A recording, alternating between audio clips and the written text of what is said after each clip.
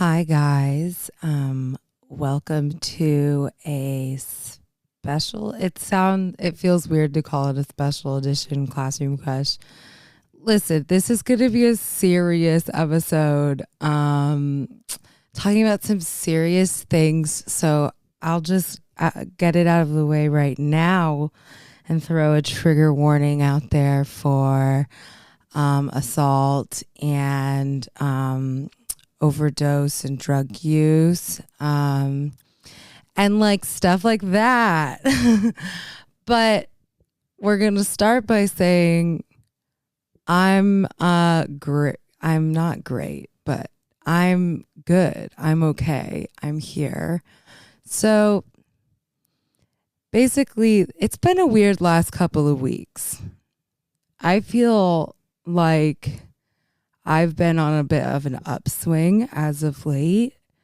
I think that things have been going good. You know, I got a new job, and I'm like making some money again, which I've been so without for the last, like 6 to 8 months. And like, that is just really crippling when you live in this city anywhere right now, anyways. I also was having a little bad mental health moment some months ago, but I think I'm on the right medication I need to be on at last, and I've like been feeling good. And then a couple of things happened. So initially I was going to do an episode about a friend of mine and a past guest of the show, Hanson, who recently passed away of an overdose. That was going to be its own thing. I thought about that for a bit, about like what my responsibility was to my friend, and whether it was my place to talk about something. And then I basically, I read one of his pieces. He was a writer, which actually my mom read first. When I told my mom, she really cried. She was really emotional, because she had heard me talk about him throughout the years.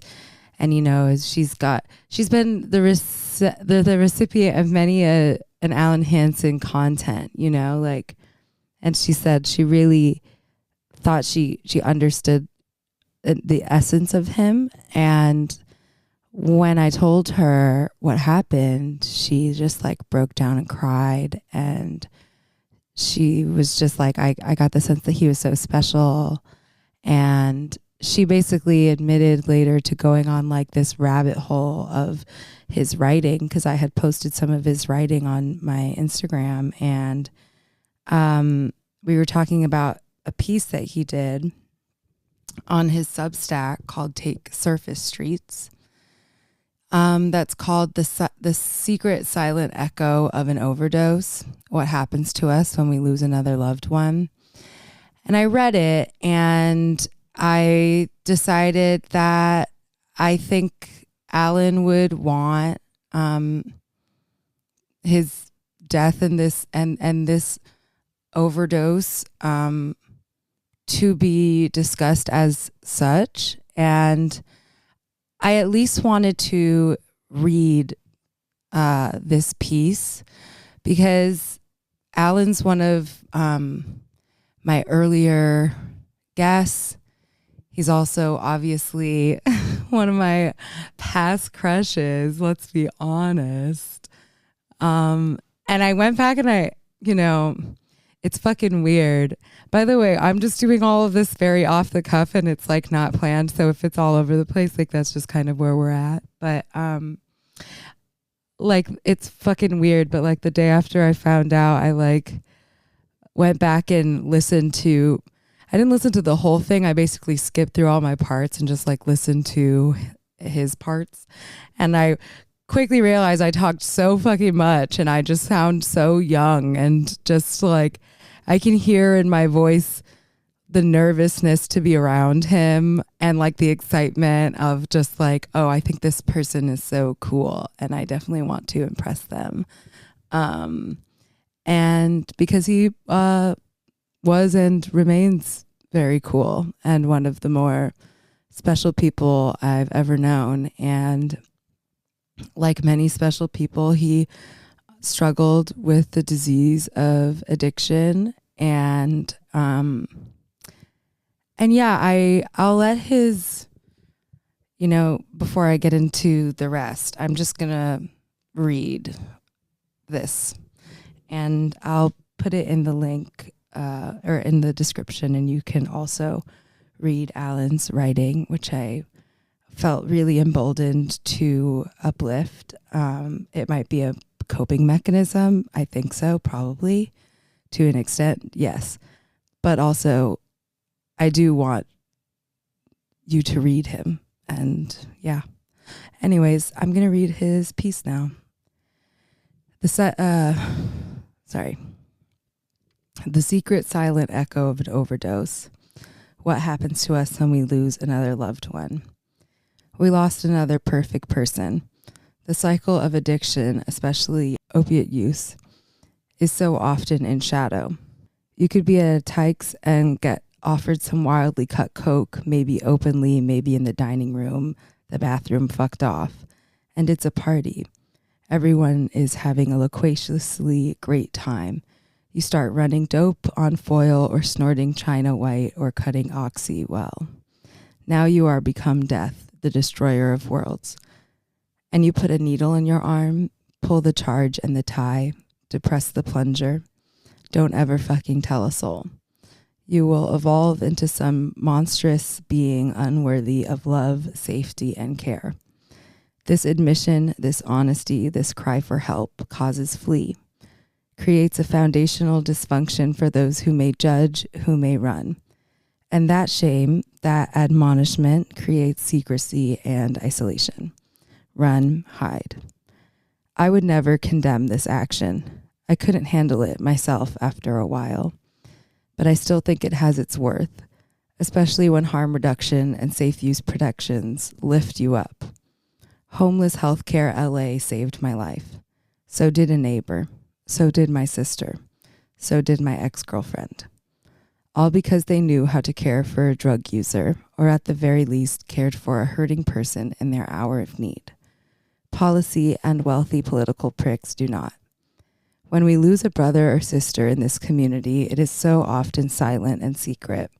The cause of death isn't mentioned right away, not in the news or the Instagram post captions.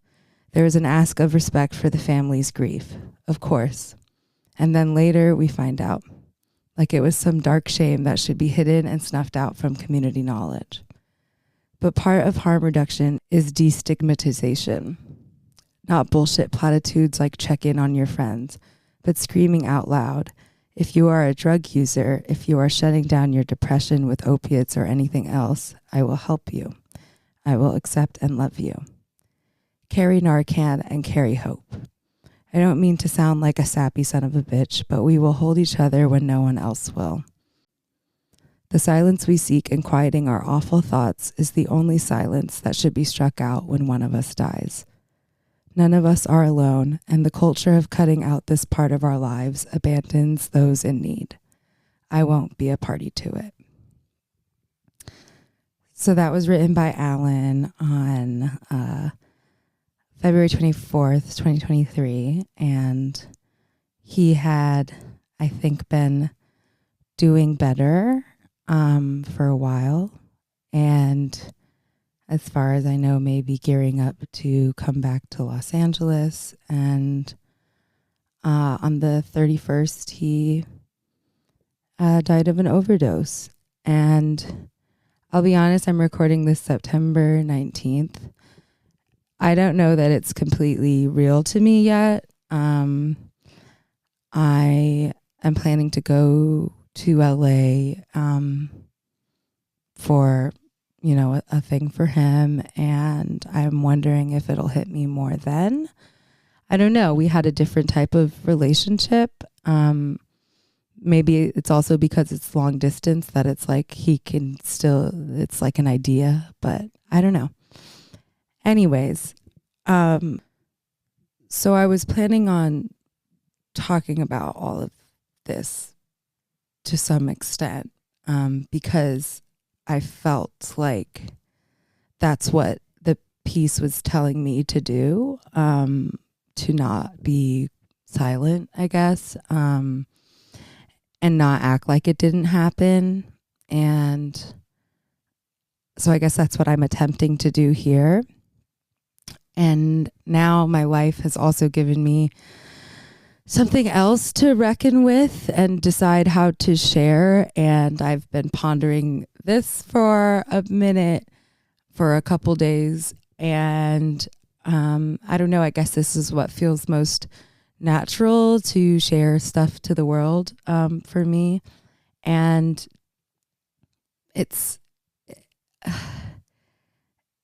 it makes, so there's some sort of a connection to Alan and the world, you know? So I'm going to talk about it, and yeah, whatever. Let's get into it.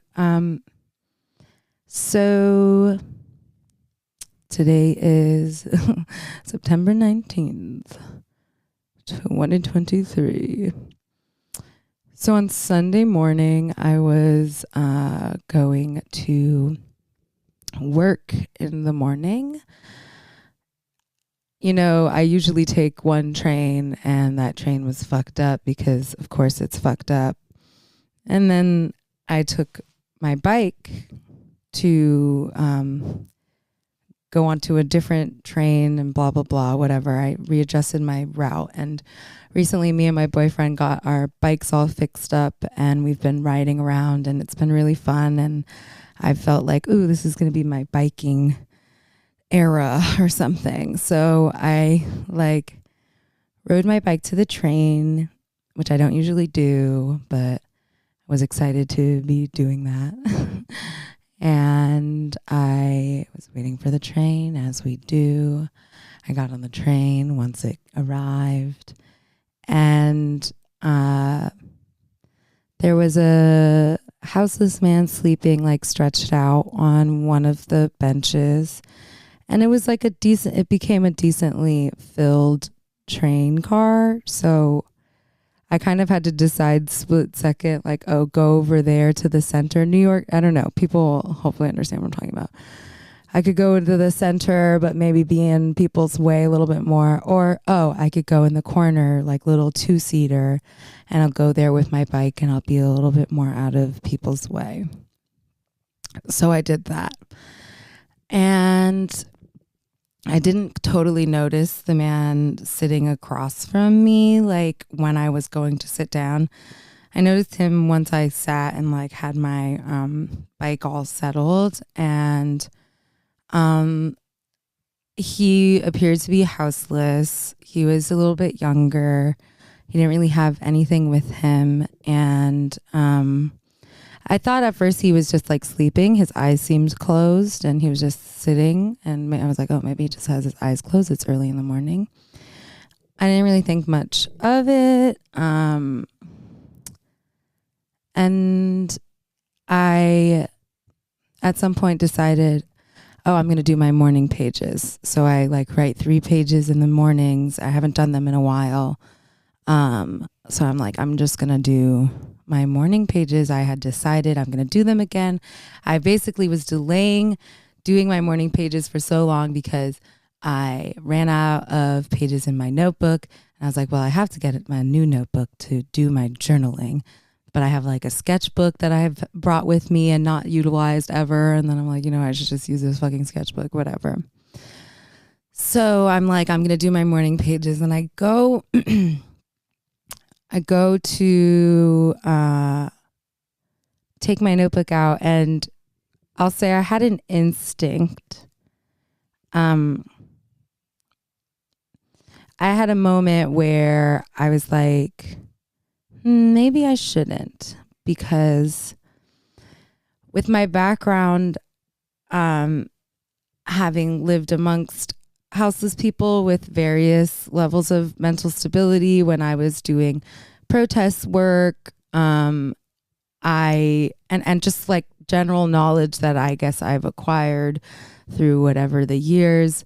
I thought, oh, maybe I shouldn't take out my notebook because, well, at some point he started mumbling a little bit under his breath, but I couldn't really hear him. Again, I wasn't really trying to like look at him or draw attention to him or anything, but I did have an instinct like maybe I shouldn't take out my notebook and start writing, because if there's a possibility if he's a paranoid schizophrenic or something like that, struggles with delusions or something, whatever, he could be triggered by that. Like there's a thing of surveillance, like, oh, is this person watching me or whatever. I had like this instinct, which I think is important to bring up and I'll talk about more later. But I had this instinct, and for whatever reason, I set it aside. I like ignored it. And I went and I started writing the date. And then the next thing I know, I was getting punched in the face. It was very quick. I didn't even really see him coming. He punched me in the face. I had my glasses on, and then walked quickly down the train car. And basically what I remember is just like the punch and then the sound I made, you know, just like, ugh, like, I don't know, getting punched in the face. And I saw like this was happening as the train was pulling into the station. So it all was very quick. I saw that there was blood. So I basically just grabbed all of my shit and got off the train, checked to see if he was behind me. He wasn't behind me. And I got off the train. So long story short, I broke my nose. My nose is broken. I had to get out of there. I was all bloody. It was very dramatic.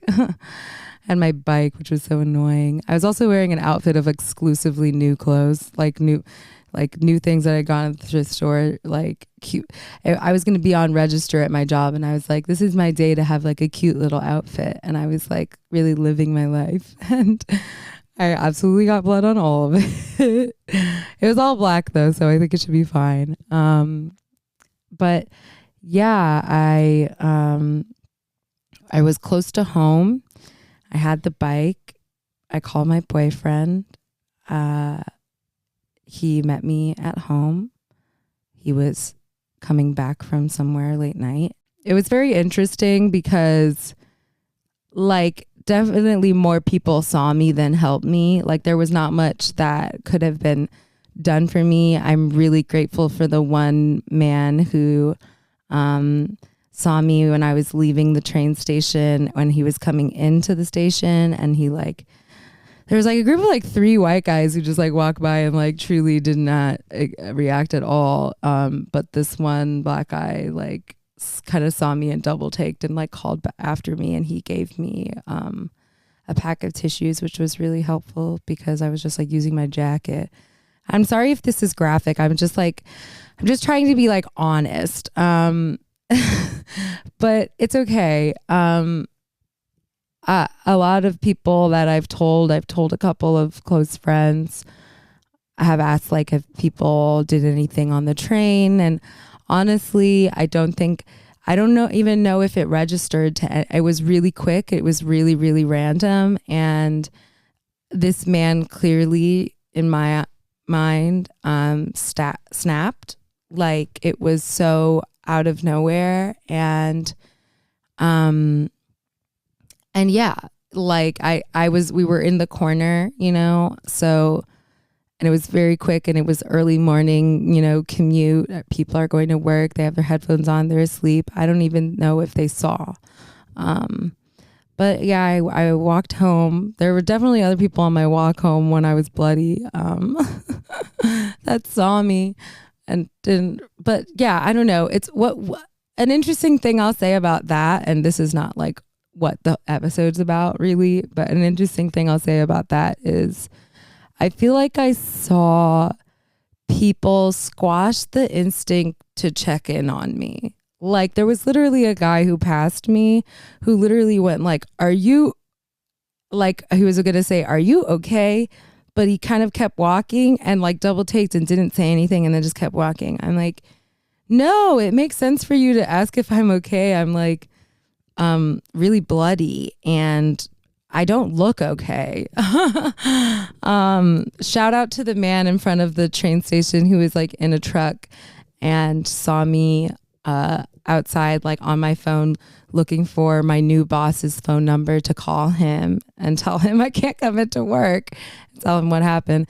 He was genuinely very concerned and asking if I needed help and and thank you. There was 3 people who did that, so thank you to them. So I feel like the natural other question is also, did I call the police? Like, what did I do? So, I mean, listeners of this show probably know I'm an abolitionist. It's something that simply happened to me, but also I think has always been there without a word. And it's fucking, I'm just going to be honest. Like, I got punched in the face. This is the order of events for me, really. I got punched in the face. I walked out and I thought well, if it had to be anyone, at least it was me because I know I won't call the cops. And like, that sounds fucked up and my friends don't really like that. Like, I'm not trying to say I am glad that I got a broken nose punched in the face. I'm not, duh, like that's not fun, whatever. But that is genuinely how I felt in that moment, because I'm sure probably somebody else on the train would have. And I guess I'll tell you the reasons why I didn't. First off, there's no way that would have made me feel safer. It would not have made him safer. I feel like, you know, there's a level of me that, of course, I don't want that to happen to anyone else. Do I think that calling the police would have prevented more violence? No. What would happen is they would go looking for a houseless guy, and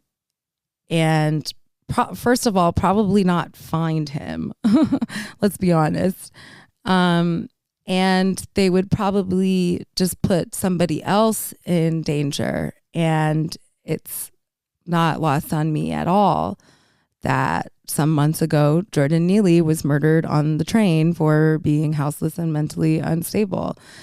He wasn't violent with anyone. He was just yelling, you know? So bringing more police into an environment with vulnerable people is never the solution. It has never been the solution. And violence really does beget violence. I did not want more violence for that man. And, you know, if I were to do this the way that people do this, what would happen is maybe they would get him, maybe they would put him in jail. And for sure, if he gets out, he will be worse than before.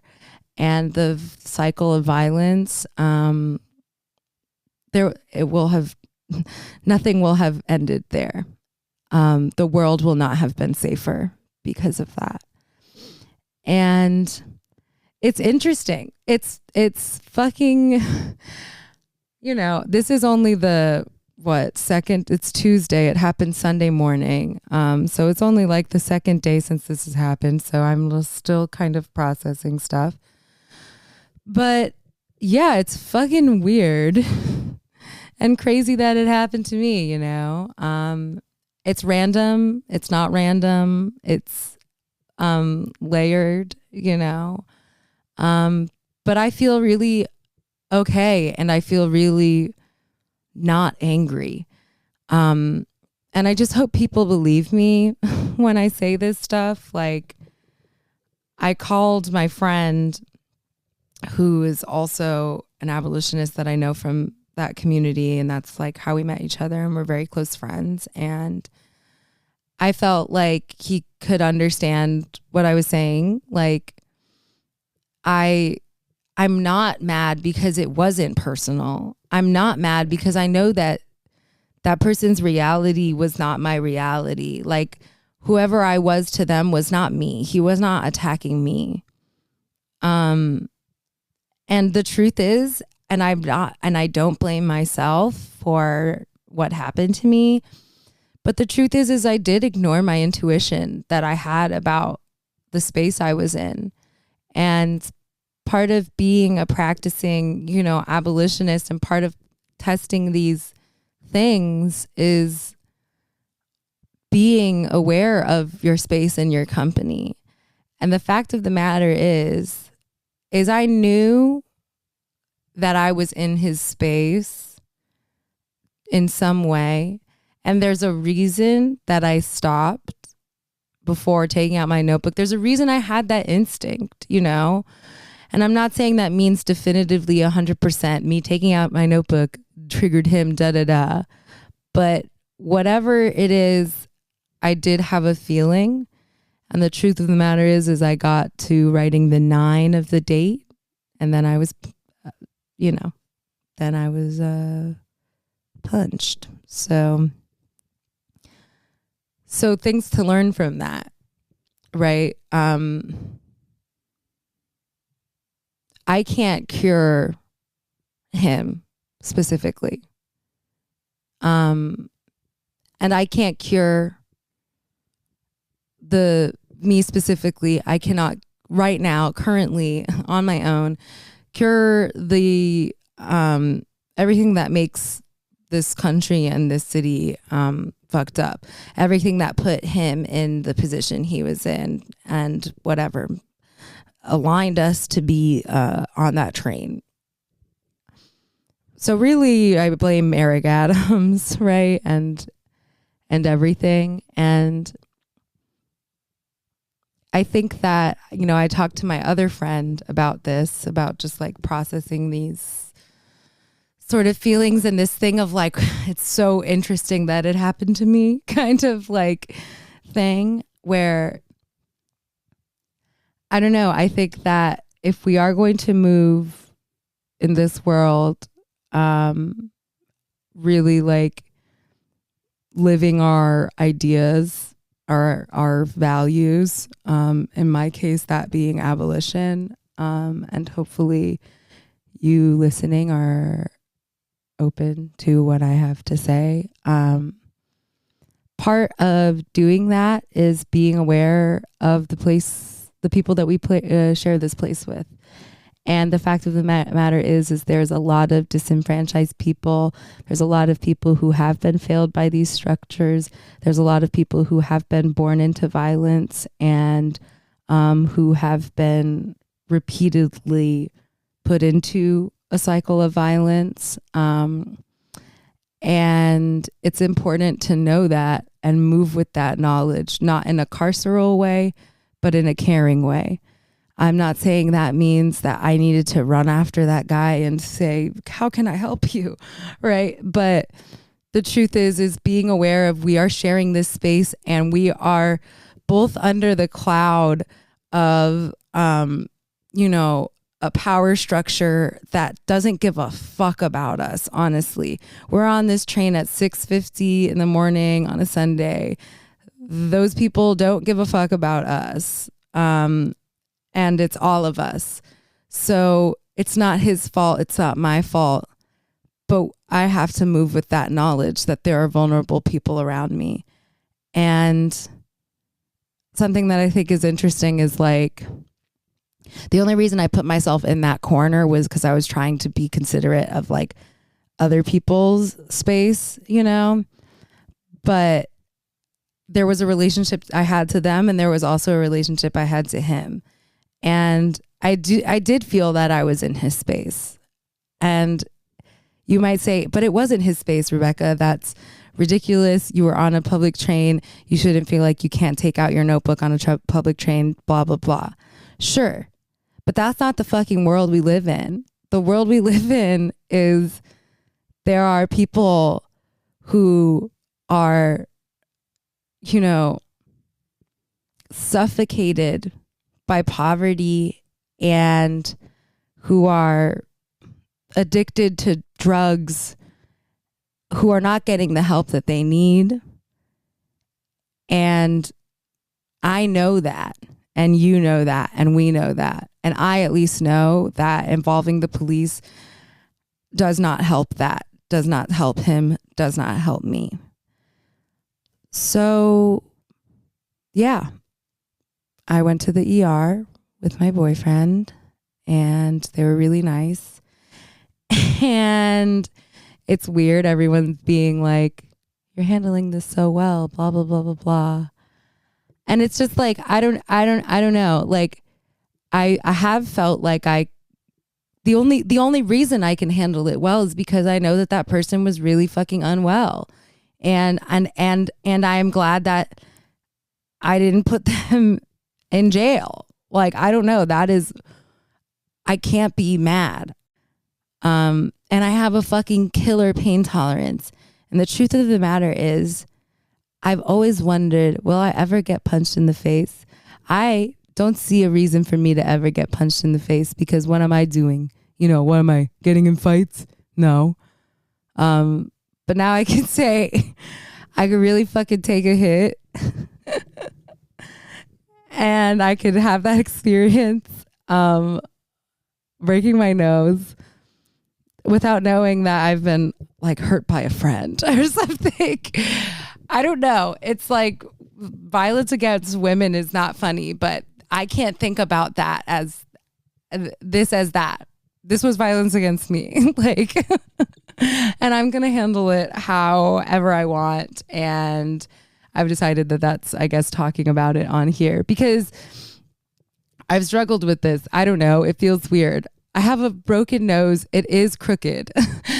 Like, people who know my nose, if and when they see this one, it's different. It is crooked. It is askew. I still don't know what I'm going to do about it. I'm leaning do nothing. If my breathing is fine, great. Then this is my nose now. My mom disagrees. My mom wants my perfect nose back, as she puts it. But right now I'm leaning keep the nose. Right now I'm leaning John Bernthal vibes. Okay. Right now I'm leaning, I looked up famous actresses with crooked nose, and I actually only found articles about women who got nose jobs. And I've found a lot of articles about male actors like the Owen Wilsons and such, who have like crooked noses.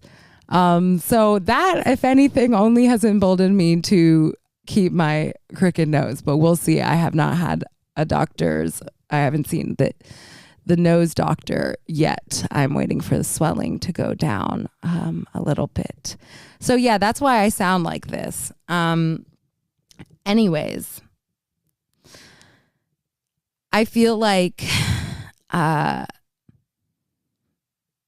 so I didn't know how I was going to share this and if I was going to, and do people deserve to know? Do I have a responsibility to talk about it? And I thought about I could do a video, or maybe I could do a post, or maybe I don't do it at all and I only talk to people in conversation, whatever.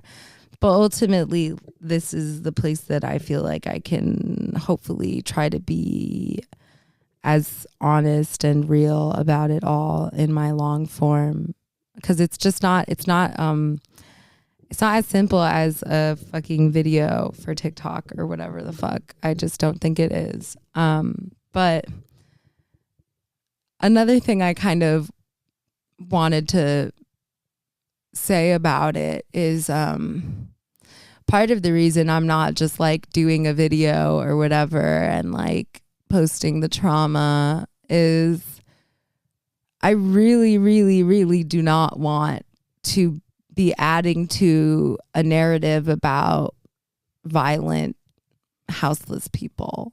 You know, there's only so, and I don't know, releasing this could do it. And I really would love to control my own story. And I don't want it to be used in that way. Because that's not what this is about. What this is about is a place, and this place is everywhere. This could have happened anywhere, in this country, at least, where people are hurt and they are needing, and that hurt doesn't disappear, and they are being neglected. And really the only people that are to blame for what happened to me really are the Eric Adamses. You know, like the way that I think about it is my blood really is on his hands for so many reasons. We can really break it down. The fucked up MTA made me unable to take my usual train into work, which is just a one train, and leaves me pretty close to where I need to be, relatively safe, whatever. So we have this problem of infrastructure, which is constantly occurring. Anyone in New York could tell you. And then we have, so yeah, I have to go, the first thing that's different, I have to go to my different train, right? And then we have this man. We actually don't even have this man. We actually have two men. There are two houseless people on this one train. So that's two people without homes that, if they had homes, would otherwise not be on that train. They were sleeping, trying to rest. And that's the only place that they could do it. So that's not their fault. That's one element that would not have, and then, I mean, those are the two, really, if he had a home, that I wouldn't have been, my nose wouldn't be crooked, you know, like, and not only if he had a home, but if he had mental health care and resources. I don't know his history. I don't know if he's struggled with substance. All I know is that he was triggered in some way that made him react defensively, violently. And there's a lot of people like that. And we, the people, cannot just only manage. And that's what we're doing, is we're just trying to manage, but no one is actually helping. So yeah, I don't blame him. I blame Eric Adams. I blame the police. I blame the prison industrial complex. I blame all of those things before I blame him. And then I think about my friend, you know, and he struggled. He did have a home, but he struggled. There's such a stigma around substance abuse in this country, when in reality it's a crisis. I talked to my mom, who works in the hospitals and works in transplant units, and the amount of young patients coming in, and you know that it's because of this thing. It's because of opioids. It's because of fentanyl. Like, an incredible amount of young people are dying because of this. The ultimate truth is that it's a disease, and it's a hard one to battle, especially when the world is as bleak as it is right now, as hard to handle as it is right now, as expensive as it is, as suffocating as it is, like we're all struggling. And if you have a susceptibility to addiction and substance abuse, that is not your fault. It's not your fault to be affected by that. I don't know. I don't know if I'm being eloquent at all, but I hope you see the connection. Basically, I want the same things that I wanted for Alan. I also want for this guy. And I'm evaluating whether or not I'll keep my crooked nose. I can handle a punch. I hope I won't have to again, but I'm doing pretty fucking good. And I'm honestly really proud of myself. I'm really proud of myself for how I've been handling all of it. I'm really proud of my friends and my boyfriend for being the support system that they've been. I've been eating absolutely chocolate kisses. They got like a bag of 330 of them, and I've absolutely eaten like probably at least 150 so far. It got me gluten-free pizza. I'm grateful for my parents. I'm grateful it wasn't worse. And I'm grateful that I learned the things that I've learned about the world and about people that has made me able to handle it this way. I don't think maybe I would have handled it as good or whatever 3-4 years ago. I don't know what my mentals will look like. It's possible. I don't know. I haven't been on a train yet. I'm really, I'm hoping to not be super traumatized. I would not love PTSD to be added to my list of things to handle. As we know, this has been a healing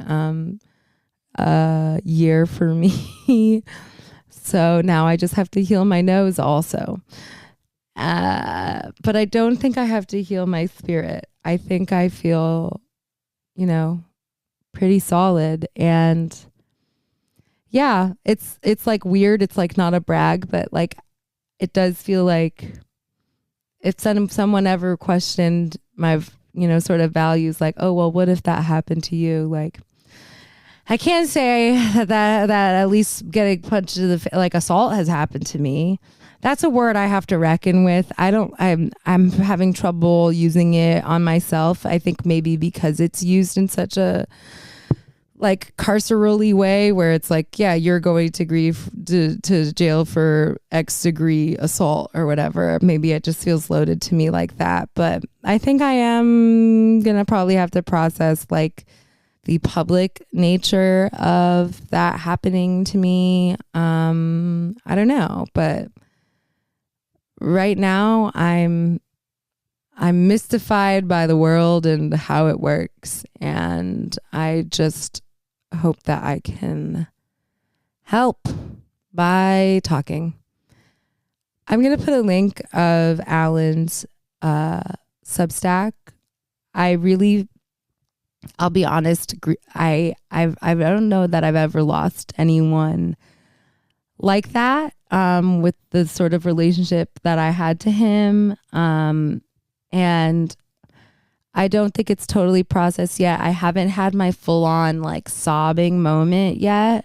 So we'll see how that all goes. But the one thing that I felt is a drive to just share his work, because he will always be an incredibly talented writer and special person. So I hope to share him with you. And yeah, if this has in any way scared you, this my experience or whatever. I hope that you can just not be scared. Like, I would love people to walk away from this knowing, like, okay, listen to your intuition. Your intuition is usually correct. Move with awareness of others. Sometimes care doesn't only mean, sending money to a GoFundMe or doing mutual aid or doing donations. Sometimes care is also being aware of the space that you're sharing and with whom and what they might be dealing with. And yeah, maybe sometimes just, you don't have to fear them, but you don't have to fear a person, but you can give them space. It doesn't hurt. And yeah, I hope you don't call the cops, because my nose will not be less broken if he is in jail. You know? Fuck it. Anyways, that's the update. I might casually talk about, like, I have to simply joke about this. I'm probably going to be asking guests what they think of my new nose and if I should put my old nose back or not. We'll see. We'll see what we can turn this into. I didn't really want to exploit my trauma, and I really hope that this doesn't come off as that. But I feel like I've always been really honest on this podcast, and it would sort of feel inherently false to just like continue doing this podcast without being like, hey, this dramatic thing happened. Anyways, I'll keep you updated.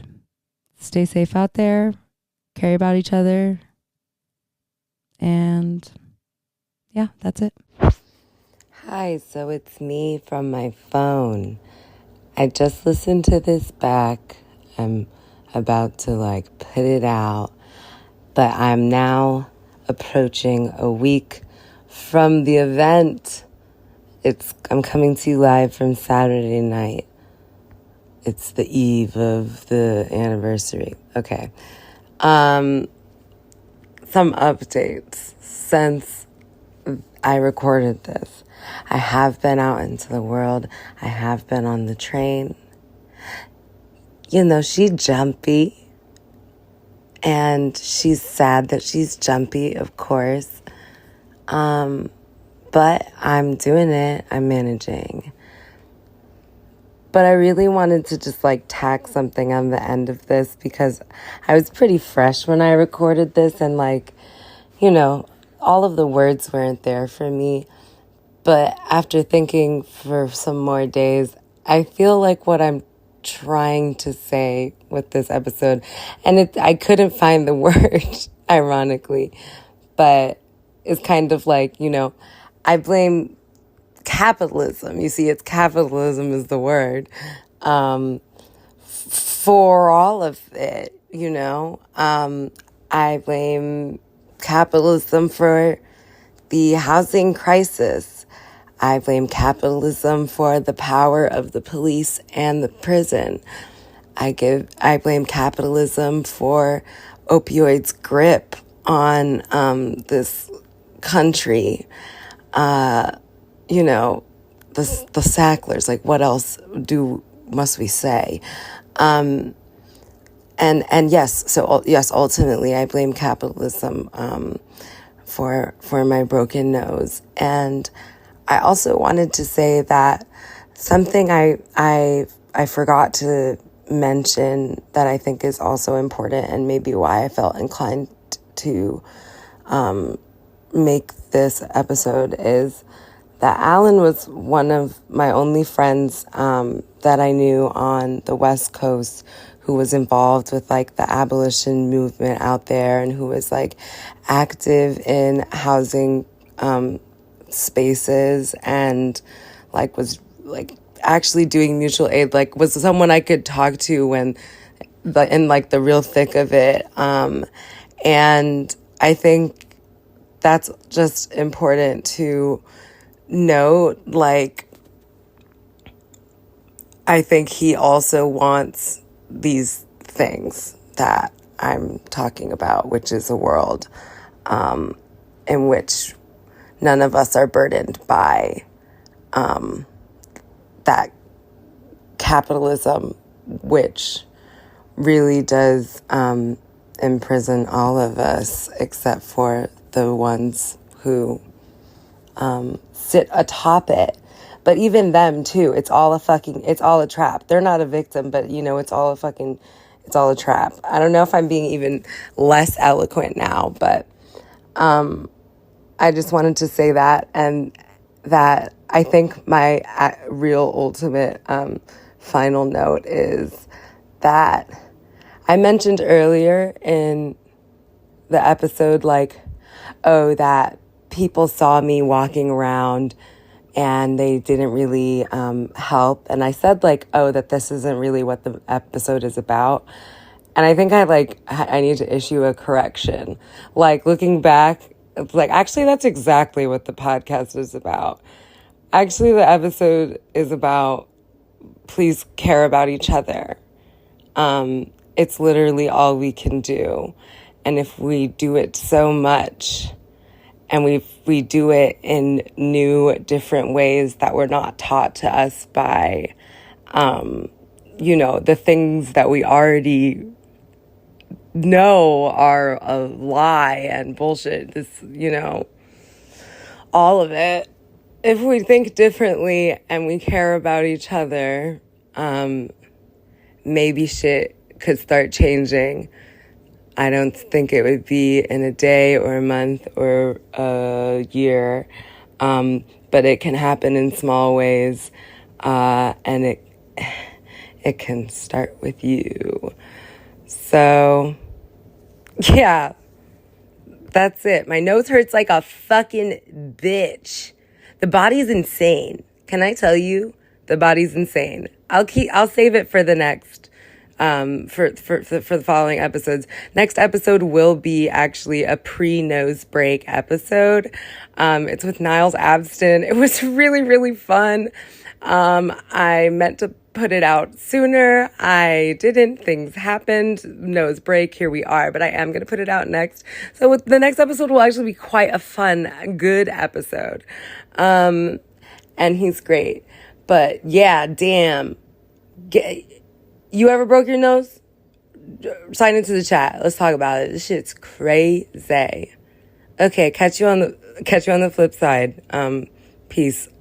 Love to you all. I'm serious.